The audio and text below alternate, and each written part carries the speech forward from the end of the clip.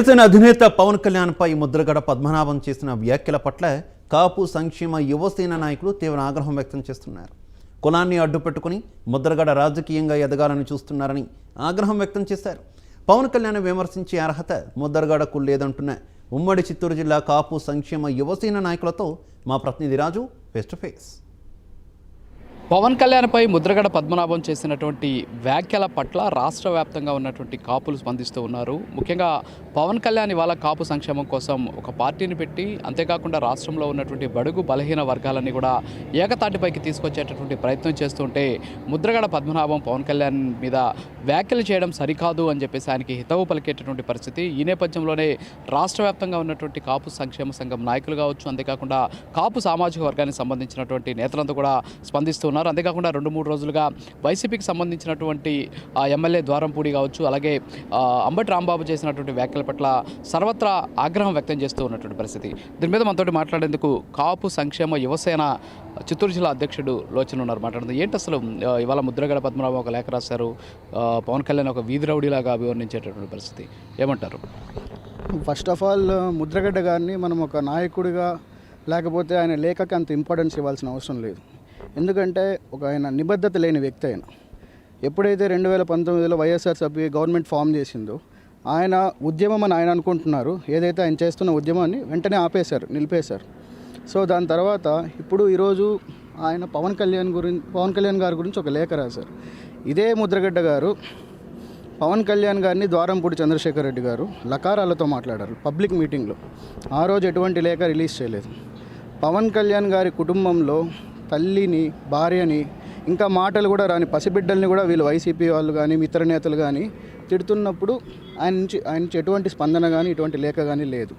అదేవిధంగా ఇంకెటువంటి దీంట్లో చూసుకున్నా మీరు అతను కాపుల గురించి నాకు తెలిసినంత వరకు ఆయన కాపులకు చేసిన మేలేమీ లేదు. ఎప్పుడూ వైసీపీ వాళ్ళకి వత్తాసు పలకడమే కానీ ఈరోజు బయటపడిపోయింది అంతే. ఇన్ని రోజుల్లో ఉన్న దాగుడు మూతలు ఈరోజు బయటపడ్డాయి. సో ఇదే పీఆర్పీలో చిరంజీవి గారు పోటీ చేసినప్పుడు ఆయన నిజంగా కాపుల మీద అంత ఇష్టమే ఉంటే ఆ రోజు ప్రజారాజ్యం పార్టీకి వ్యతిరేకంగా నిలబడిన వ్యక్తి ఆయన. సో నేను చెప్పేది అంటే ఇప్పుడు అంబటి రాంబాబు గారిని కానీ లేకపోతే ముద్రగడ్డ గారిని కానీ అంత పెద్ద వ్యక్తులుగా చూడాల్సిన అవసరం లేదు. ఒక కాపు నేతగా ఇప్పుడు మీరు కాపు సంక్షేమ యువసేన నాయకులుగా ఉన్నారు.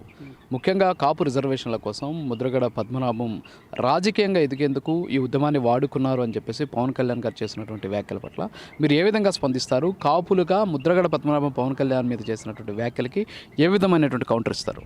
ఫస్ట్ ఆఫ్ ఆల్ మీరు చెప్పినది అయితే దాంతో నేను ఏకీభవిస్తాను. ఆయన రాజకీయ ఎదుగుదల కోసమే ఒక ఉద్యమాన్ని అడ్డం పెట్టుకొని కాపులకు రిజర్వేషను ఇస్తామని చెప్పి దొంగ పోరాటం చేశారు. అదే పవన్ కళ్యాణ్ అనే వ్యక్తి షెడ్యూల్ 9 ప్రకారం కాపులకు రిజర్వేషన్ నేను కల్పిస్తాను అని చెప్పినప్పుడు ఇతను ఒక లేఖ కూడా రిలీజ్ చేయలేదు. పవన్ కళ్యాణ్ గారి గురించి హర్షం వ్యక్తం చేస్తూ కూడా ఏ లేఖ రిలీజ్ చేయలేదు. ఇప్పుడు మీరు చూసుకుంటే వంగవీటి రంగా గారిని విజయవాడలో వైసీపీ నేత గౌతమ్ రెడ్డి అనే వ్యక్తి వంగవీటి రంగా గారిని ఒక రౌడీ షీటర్, ఆయన్ని చంపితే ఎందుకు బాధపడాలి, ఆనందం పడాలి కానీ బాధపడాల్సిన అవసరం లేదన్న. అప్పుడు ముద్రగడ్డ గారు ఎక్కడున్నారో అయితే నాకైతే అర్థం కావట్లేదు. మేబీ ఆయన కళ్ళు చెవులు ఆ రోజు పనిచేయలేదేమో.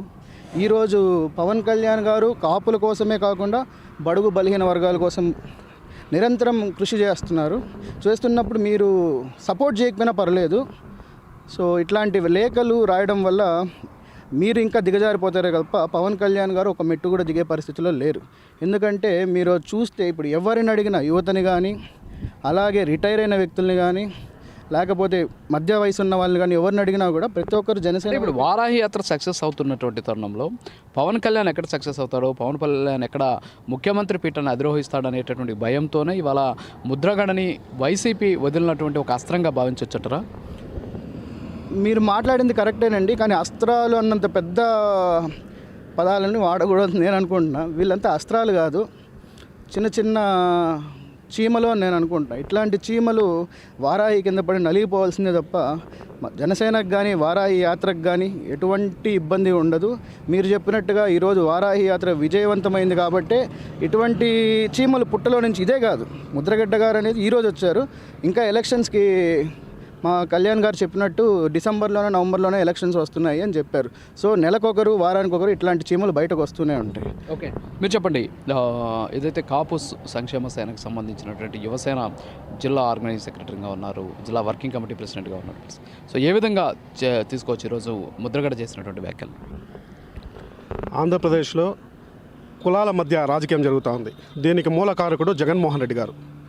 కులాల మధ్య, ముఖ్యంగా కాపు కులాల మధ్య చిచ్చు పెట్టడానికి ఉభయ గోదావరి జిల్లాలో జరుగుతున్న వారాహి యాత్ర విజయవంతంగా జరుగుతోంది కాబట్టి దీనిని అప్రతిష్ట పాలు చేయాలనే ఉద్దేశంతో జగన్మోహన్ రెడ్డి గారు ఇలాంటి కుటిల రాజకీయాలు చేస్తూ ఉన్నారు.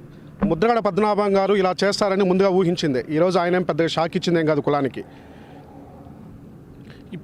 పేర్ని నాని కానీ, ముద్రగడ పద్మనాభం కానీ, గుడివాడ అమర్నాథ్ కానీ ఇలాంటి మంత్రులు కులానికి ట్రంప్ కార్డ్ లాగా ఉపయోగించుకుంటూ జగన్మోహన్ రెడ్డి ముఖ్యంగా కాపు కులం మధ్య చీలికలు తెచ్చేదానికి, కాపు కులాన్ని రాజ్యాధికారానికి దూరం చేసేదానికి ముఖ్యంగా అస్త్రాలుగా వాడుకుంటున్నాడు.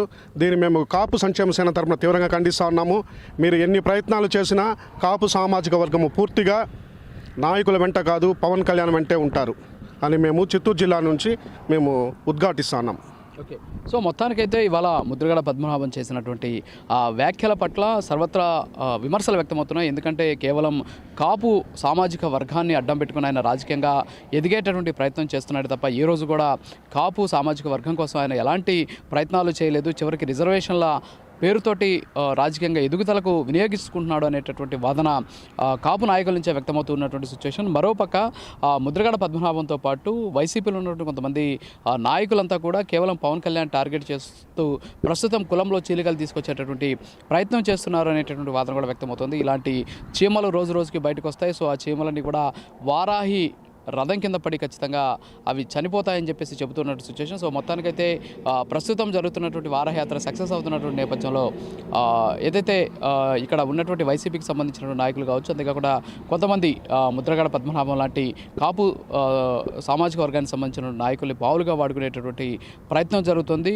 కాపు సామాజిక వర్గంలో చీలిక తెచ్చేటువంటి ప్రయత్నం జరుగుతుంది అనేటువంటి వాదన కాపు సంక్షేమ నాయకుల నుంచి కూడా వ్యక్తమవుతున్న సిచ్యువేషన్. కెమెరా పర్సన్ బాలుతో రాజు, ప్రైమ్ న్యూస్, తిరుపతి.